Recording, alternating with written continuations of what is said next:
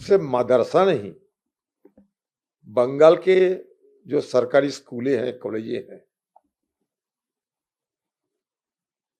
क्यों उनकी बात नहीं किया जाते हैं? मतलब माद्रसा में जो पढ़ते हैं वो आतंकी बनते हैं।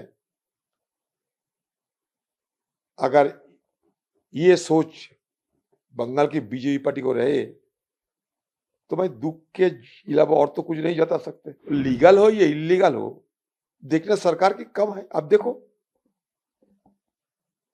लेकिन इसके साथ आतंकियों को जोड़ना और रोहिंग्या को जोड़ना, ये इनकी अपना मनगढ़ंत बात है।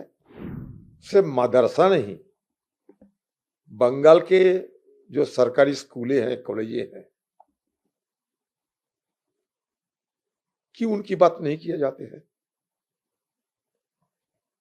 और मैं मंत्री अग्निमित्र जी को ये कहना चाहते हैं कि हमारा देश की प्रथम सबसे पहला जो राष्ट्रपति बने थे राजेंद्र प्रसाद जी, माद्रसा की छात्र थे।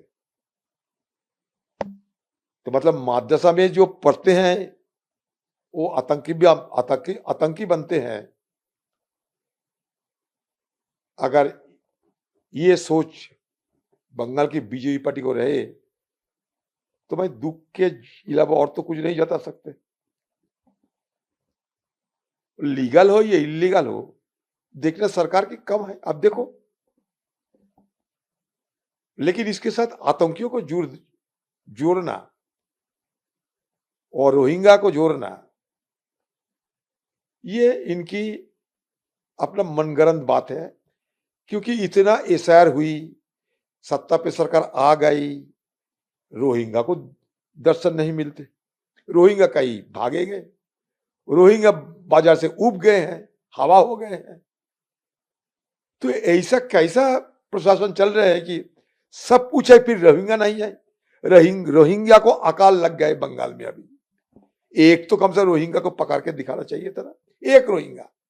लेकिन मुझे लगता है बीजेपी आते ही सारे रोहिंग्या को अकाल लग गए। अच्छा, इस शहर में रोहिंग्या कितना मिला मुझे पता नहीं, देश में कितना रोहिंग्या है वो भी पता नहीं। डबल इंजन ट्रिपल इंजन सरकार तो है ही, लेकिन रोहिंग्या कहां भागे, रोहिंग्या कहां उब गए, हवा में मिल गए, इसका ना कोई आता ना कोई पता। अच्छा, आप कहते हैं कि सारे बांग्लादेशियों को निकाला जाएगा। बांग्लादेश सरकार कहता है कि हमें कागजात दिया करो ठीक से, तब हम लेने के लिए तैयार है। नहीं तो अब धक्का मार के किसी को अंदर घुसा दोगे, हम लोग नहीं मानेंगे। तो अब बताओ कि बांग्लादेश सरकार के साथ वार्ता हुई क्या? कितने सारे घुसपैठिया को भेजे गए? हवा बढ़ाने में काम नहीं चलेगा। चुनाव तो हो गए हैं, ये घुसपैठिया रोहिंग्या बंगाल के लोगों की जहन में डालते हुए तो आ गए हैं सत्ता पे ना।